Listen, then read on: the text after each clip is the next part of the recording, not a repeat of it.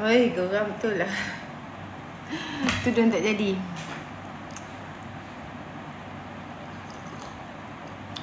Okay, Assalamualaikum warahmatullahi wabarakatuh. Saya tak tahu apa yang saya tulis sebagai tajuk. Tak apalah, mungkin lupa nak letak tajuk kot. Tahu-tahu dah live ni. Korang tap screen dan share dulu live ni.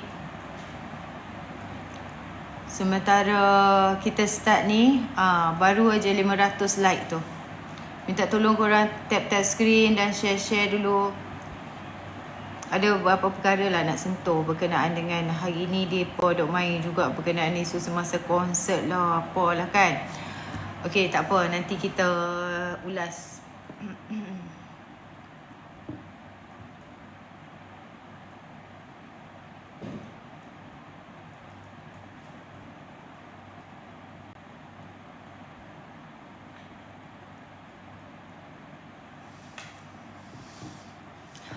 Dah berapa? 1.3k. Tadi masuk jugalah. Rupanya diorang ni, Setro yang belah Perikatan Nasional khususnya Bersatu ni, dia tak masuk dah akaun-akaun besar macam kita ni. Dia pergi jugalah dekat host perpaduan. Tapi saya nampak tadi dia ada dekat room Kak Umu kan. Dia berkumpul dekat situ sampai 4 orang daripada Walaun dekat situ. Daripada Walaun pula, daripada Perikatan Nasional PPBM. Dia berkumpul dekat situlah. Setro-setronya. Jadi kalau masuk dalam room kita ni, dia duduk tak lama. Sekejap saja. Lepas tu dia terjun lah, kan? Sebab apa? Sebab host ni pun kaki membalun. Aku tak boleh. Makan kenyang dulu sebelum bagi kat orang lain. Apapun kita dah ulas berkenaan dengan pemimpin PKR yang tak erti nak jaga mulut tu. Harap lepas ni dia janganlah buat kenyataan yang sengaja nak mencetuskan ketegangan kan. Sebab kita kalau boleh nak duduk elok-elok je di antara perpaduan, gabungan perpaduan ni. Tak mau dah duduk ada salah faham ke apa-apa. Tak perlu pun itu semua buat masa ni. Kita nak fokus untuk membina negara, betul tak? Jadi satu yang menjadi persoalan dan mainan oleh Walaun hari ini adalah berkenaan dengan cukai, pengecualian pelaksanaan cukai bersasar oleh Kerajaan Negeri Selangor. Ini satu lagi fitnah yang depa dok main berkenaan dengan isu pengecualian cukai taksiran rumah kampung negeri Selangor lah. Dan kerajaan negeri telah melaksanakan dasar pengecualian cukai taksiran kediaman kampung bermula 2016 hingga 2024. Benda ni dah lama wujud sebenarnya, dan dasar ini membawa kepada implikasi kewangan yang sebanyak 91.8 juta dengan melibatkan 745,790 penerima manfaat pengecualian cukai itulah. Jadi setelah 8 tahun berlalu daripada 2016, kerajaan negeri telah melaksanakan dasar pengecualian ini secara bersasar kali ini untuk memastikan yang benar-benar layak saja yang menerima manfaat. Dan kaedah pelaksanaannya, PBT akan mengeluarkan bil secara fizikal kepada pemilik kediaman kampung pada hujung bulan Februari 2024. Dan pemilik boleh mohon pengecualian cukai taksiran kediaman kampung sekiranya menepati syarat-syarat yang ditetapkanlah. Jadi pertama sekali syarat-syarat dia apa? Pemilik yang mempunyai keluasan kurang daripada 2,000 kaki persegi sahaja, pemohon mestilah warga negara Malaysia dan menetap di negeri Selangor, pendapatan bulanan isi rumah adalah 5,000 dan ke bawah. Pemohon hanya layak memohon satu akaun, satu rumah saja. Tak bolehlah dia ada 2-3 rumah, dia nak 2-3 rumah, tak boleh. Pokoklah dia ada rumah sewa kan. Dia ni tak kerja tapi dia ada rumah sewa 2-3 biji. Tapi tak boleh banyak-banyak rumah. Dia kena satu rumah saja. Kalau boleh yang dia diami lah. Dan pemohon hanya dan pemilik harta yang berdaftar sahaja yang layak mohon. Maknanya itu kena rumah dia sendiri. Rumah sewa tak boleh lah kot. Jadi pelaksanaan pengecualian cukai bersasar ini dilaksanakan kerana ramai penerima manfaat terdiri daripada warga asing yang menyewa rumah kampung di Selangor pun tak payah nak bayar cukai pintu. Maknanya dia sewakan rumah kepada warga asing, tetapi warga asing tu duduk di situ secara, ialah dia pergi sewa, bukan dia duduk sendiri. Lagi kali ni kita nak bagi pada mereka yang menetap di situ saja. Maknanya dia duduk rumah tu dan dia boleh dikecualikan daripada cukai pintu tersebut lah, rumah kampung tu. Dan mereka yang menerima manfaat sebelum ini lebih daripada satu rumah dan lebih berkemampuan untuk bayar cukai itu. Ramai yang sebelum ni seronoknya tak payah nak bayar cukai pintu dan banyak rumah pula tu kan. Jadi hasil daripada cukai taksiran ini digunakan untuk membaiki infrastruktur kawasan kampung juga, untuk manfaat rakyat juga kan. Jadi baguslah ada pengacuan cukai pintu. Terengganu tak lama lagi nak dikembalikan cukai pintu. Jadi itulah kan, mana yang lebih membela rakyat pun saya pun tak pasti. Jadi katanya kerajaan Melayu Islam, tapi pelaksanaannya hampir lah. Tadi ada grup yang satu lagi tu nak bercerita berkenaan dengan pelaksanaan Islam dan sebagainya. Marah kita ni panggil tok guru dia dengan panggilan yang begitu beginilah. Tak boleh nak panggil haji, tak boleh nak panggil Hadi Awang, kena panggil tuan guru, dia kata.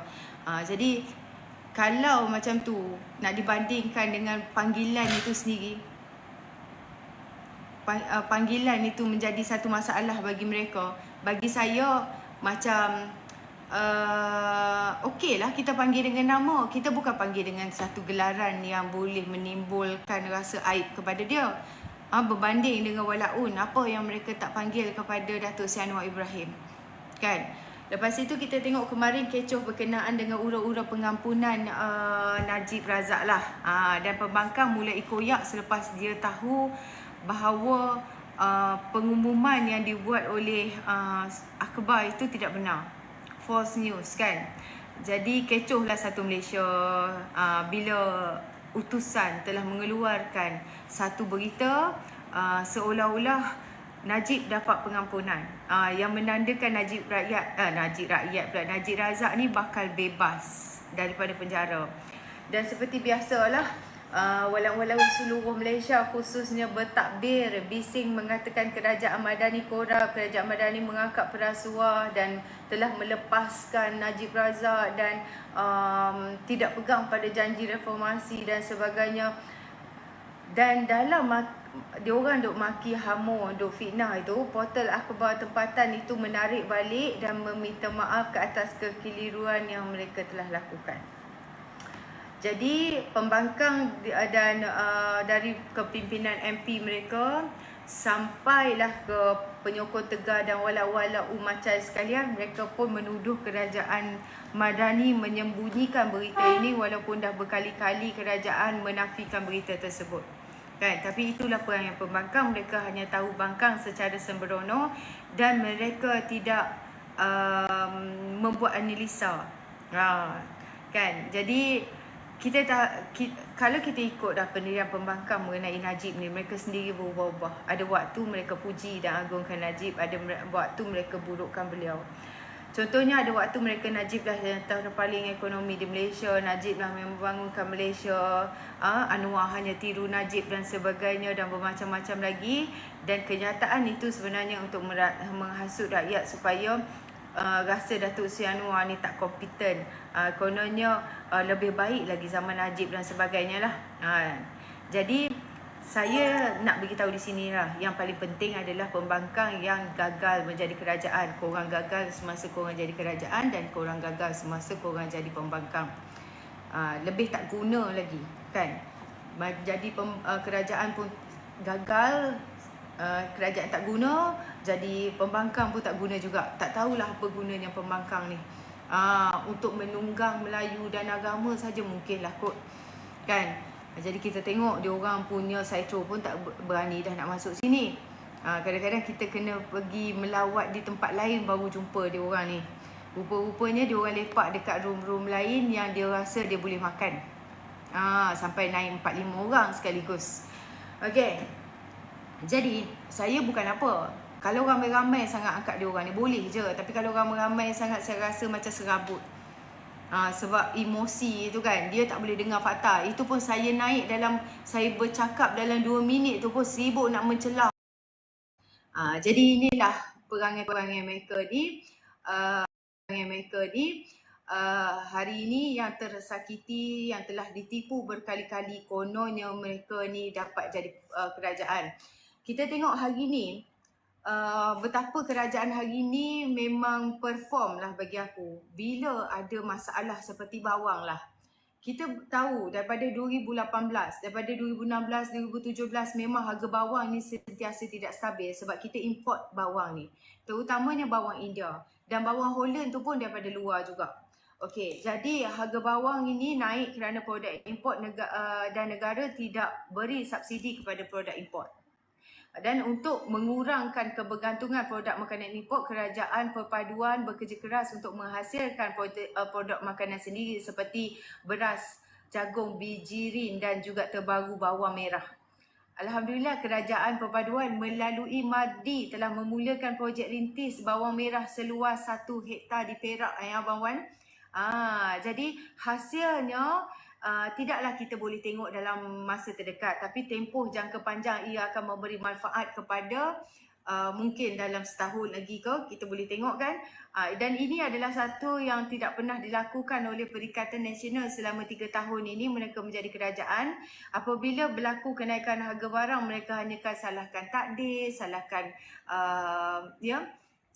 nak suruh rakyat reda saja dan sebagainya. Jadi semoga projek tanaman asas ini akan terus berkembanglah dan bertambah di masa hadapan. Jadi kita tengok hari ini petani bendang di Pasir Putih Kelantan pula yang mengaplikasikan amalan smart sawah padi berskala besar. Smart SBB dia panggil.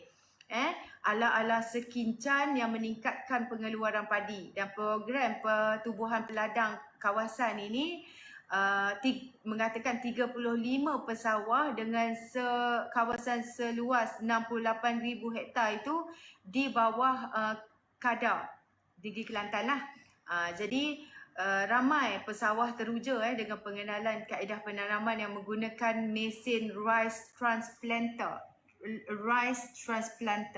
something like that, atau dipanggil mencedung. Kan, yang menjimatkan masa biarpun teknologi baru ini dia memerlukan kos yang agak tinggi berbanding dengan tabur terus. Okey. Jadi inilah yang kita mahukan, kita jaminan makanan. Dia orang duk berkata apa yang kerajaan buat hari ini dengan kos sara hidup dan sebagainya. Untuk kita ni nak mengatasinya, kita mestilah jadi negara pengeluar. Kalau kita import semua bahan makanan kita, macam mana kita nak dapatkan harga marhain untuk rakyat marhain ni? Kita kena ikutlah harga yang orang jual dekat kita kalau kita dah beli daripada orang. Betul tak? Kalau orang letak harga tinggi, kita kena jual harga tinggi lah. Itulah konsep berniaga itu sendiri. Takkanlah kita beli RM10, kita nak jual RM5. Jadi kita tanam sendiri sekarang. Masalah bawang ni daripada dulu lagi memang tak pernah selesai. Kerajaan buat satu pendekatan tanam sendiri bawang ni. Tak pernah pun saya tengok mana-mana kerajaan sebelum ini tanam bawang. Kan? Malaysia import bawang ni 100%. Ya, 100% bawang kita kita import. India, Thailand, Pakistan, China, Belanda. Ini beberapa negara. Kan? Yang kita import bawang daripada mereka. Pada tahun 2022, jumlah import bawang adalah 685,000 tan metrik dengan nilai sebanyak 1.58 bilion ringgit. Masa banjir besar dekat India, krisis bawang, harga bawang naik 3 kali ganda tahun 2020. India juga naikkan duty ekspor 40%. Naik lagi harga bawang. Bila India stop ekspor dan catu, harga bawang naik lagi dan lagi. Kan? Sampai hari tu bawang lebih mahal lagi daripada sekalikan. Pernah terjadi, aku lupa dah tahun 2020 tak silap. Walaupun ada alternatif bawang daripada Thailand, daripada Pakistan dan Bangladesh, harganya tak murah juga. Pelik kan? Setiap kali India catu ekspor, bawang daripada negara lain pun sibuk main harga. Sebab dia tahu kalau India adalah pengeluar yang terbesar, kalau mereka ni ada krisis pengeluaran seperti global masalah cuaca ni kan akan menjejaskan pengeluaran mereka dan mereka akan jatuh. Dan negara lain akan mengambil kesempatan untuk menaikkan harga lah. Dan yang paling terkesan sebenarnya peniaga. Mereka perlu beli bawang dalam jumlah yang banyak, dan jumlah yang besar dan kerap lah, nak masak, nak jual. Dan pengilang yang perlukan bawang untuk produk mereka macam buat sambal. Semuanya kena, masakan Melayu normally guna banyak bawang lah kan. Bila harga bawang naik 100%, maka jadi kita tengok kos barang mentah juga naik dan barang yang siap masak juga naik. So KPKM nampak ini memang masalah dan ada satu planning jangka masa panjang. Dari 100% import, kita perlu sasarkan 30% adalah bawang domestik. Jadi kerajaan hari ini dah mula hasilkan ataupun tanam bawang.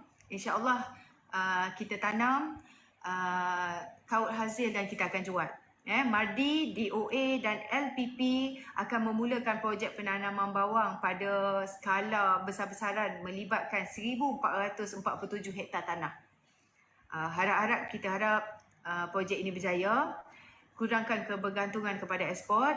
Kita juga mewujudkan peluang pelaburan dan pekerjaan. Sama-sama kita doakan supaya projek rintis ini berjaya lah, insyaAllah. Dan satu lagi berkenaan dengan dedak ayam. Satu ladang jagung bijirin terbesar negara dah mula operasi pada Julai. Dan Selangor dan Negeri Sembilan dia ambil inisiatif membuka ladang jagung terbesar dan ini adalah penyelesaian jaminan bekalan makanan dan kebajikan rakyat itu sendiri dan strategi proaktif ini bakal manfaat rakyat di kedua-dua negeri. Kita ada nampak tak negeri Walao ni dia fikir panjang untuk menjalankan projek seperti ini? Kan? Tak ada. Dia sibuk nak berpolitik 24 jam. Okey, silakan Abang Wan. Assalamualaikum Malaysia Badani. Tentang harga barang ni sebenarnya kalau kita tengok pembangkang sekarang ni, dia bukan serius sangat sebenarnya nak atasi masalah harga barang ni. Sebab tu dia tidak idea-idea pun. Dia cuma banyak bertanya lah, kenapa naik, itu je. Kalau kau dengar parlimen pun, apa idea dia tak ada. Yang buat tindakan mengatasinya kita. Kan? Kita tak pernah menafikan. Kalau ada masalah tidak pernah menafikan. Tetapi kita juga mengambil tindakan untuk memperbaiki. Itu bezanya kita dengan dia. Dengan dia dulu, jangan petikai harga barang. Banyak pimpinan dia kata macam tu. Jangan petikaikan harga barang naik, itu biasa. Tapi tidak ada tindakan. Kita sambil kita menjawab, menjelaskan dan kita juga mengambil tindakan. Kan, seperti menyediakan baju dan benda ni makan masa lama lah sebab kita baru nak bermula. Kalau kita dah perintah lama, dia bagi peluang lama perintah, dah lama selesai dah benda ni. Tapi sebab kita baru perintah, jadi baru nak mula memperbaiki, tunggulah kesan dia. Sekarang ni kenalah ada dia punya kesan. Sekarang ni yang masa kita akui lah apa yang berlaku. Tapi bukanlah maknanya lepas tangan. Kalau kau tengok Mak Sabu tu, merata-rata pergi kan nak selesaikan masalah ni. Macam beras, macam tu juga. Bukan tak ada penyelesaian yang sedang dibuat. Kita tak ada kata, oh itu biasalah, barang naik tu biasa. Macam mata kerajaan dia dulu. Dia selalu cakap macam tu, kenaikan barang jangan petikai, ini takdir. Macam tu je. Macam tu je cara dia nak menyelesaikan masalah. Jadi kita tidak.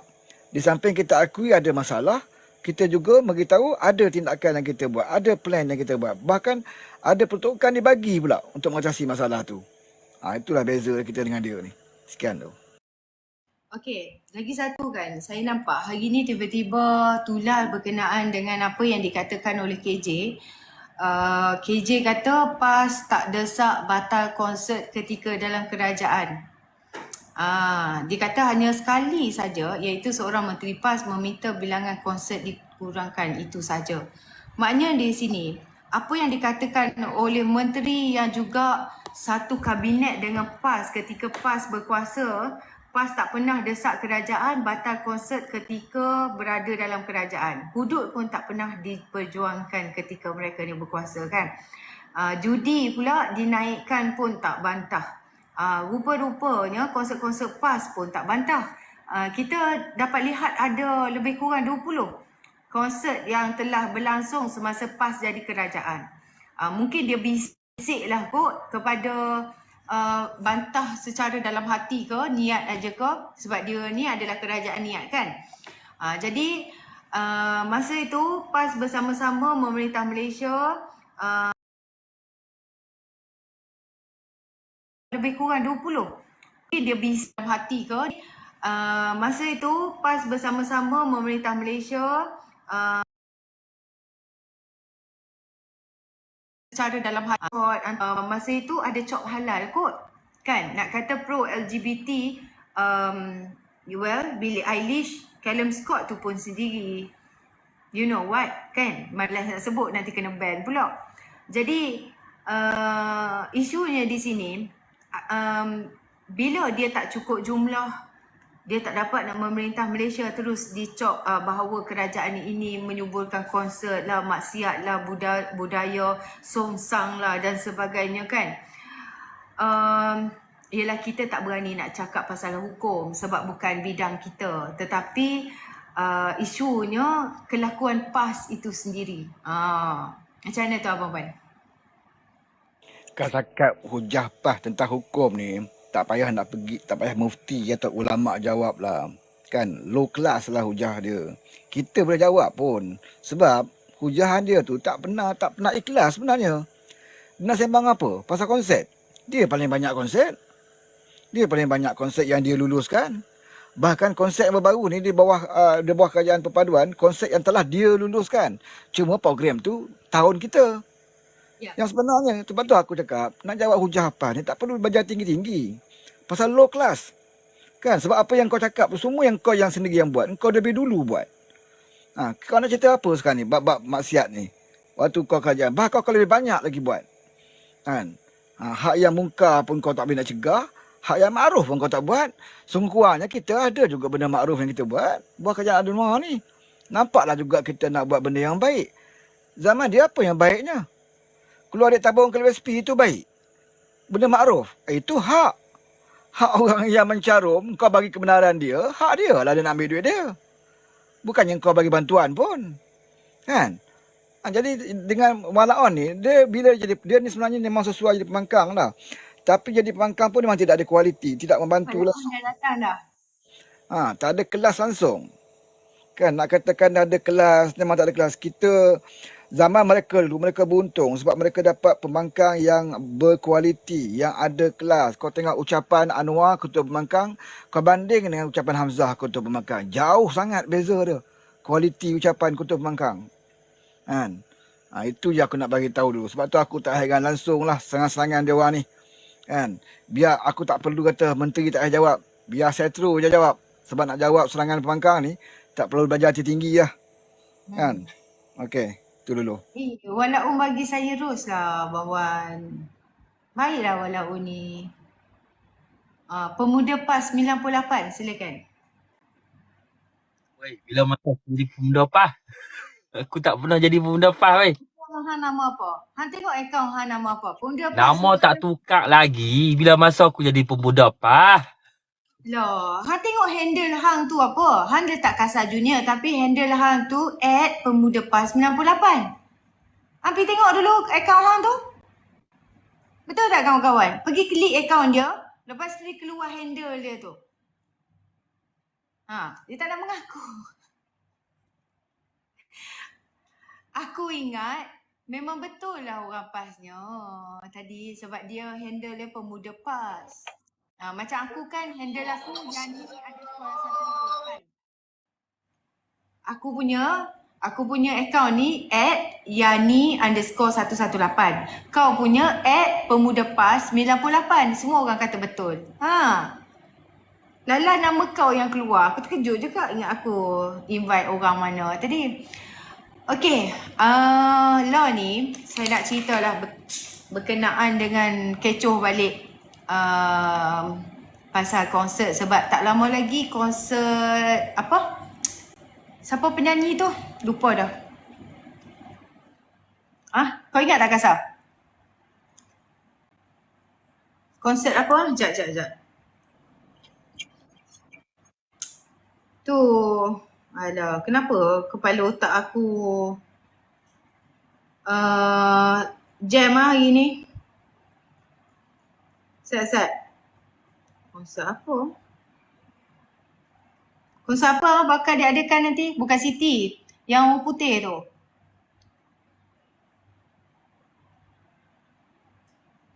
Bukan. Artis luar. Weh, kenapa kepala otak aku jam ni? Bukan. Alah, korang ni cepatlah. Konsert. Orang luar. Kita tak peminat konsert. Memang Ed tu Sheeran. Yes, Ed Sheeran. Aduh. Ed Sheeran. Tadi ingat sebelum buat live. Tak tahu kenapa lembab sangat hari ni. Tak tidur kot. Sheeran. Okay. Dia macam ni lah. Tiba. Pas pernah ke dia berbunyi? KJ sendiri dah bagi tahu. Saya langkau aku tengah bercakap. Tak apa, hang cakap lu lah. Ed Sheeran tiba-tiba hang menjerit. Hang cakap dulu. Okey, baik. Pas pernah berbunyi ke tentang konsert masa dia 33 bulan? Tak pernah bunyi. Kenapa hari ni perlu bunyi? Itu saja dulu. Pendeknya.